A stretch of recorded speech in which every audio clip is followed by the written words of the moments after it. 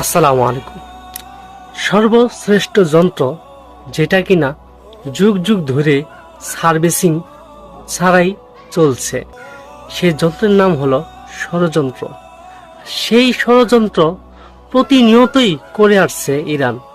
আর সেই ইরানকে আমরা যদি চিনতে ব্যর্থ হই, তাহলে আমাদের মতো হতভাগা আর বিশ্বের ভিতরে কেউ নেই। মনে রাখবেন, এই ইরান শিয়ারা শুধু পুরো বিশ্বের শত্রু নয়।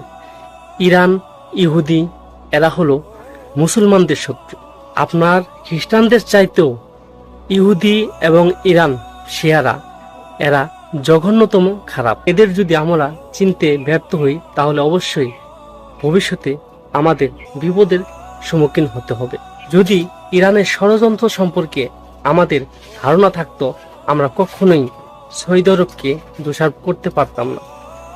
একটা কথা মনে রাখবেন, সৌদি আরব যত ভুল করে না কেন, ইনশাল্লাহ মুসলিমদের পাশে থাকবেই। এটা মাথায় রাখবেন। হয়তোবা আমাকে এখন আপনারা গালিগালাজ করতে পারেন, কিন্তু এটা কথা মাথায় রাখবেন, মুসলিমরা কখনো মুসলিমের শত্রু হতে পারে না। মুসলিমরা মুসলিমের অবশ্যই বন্ধু।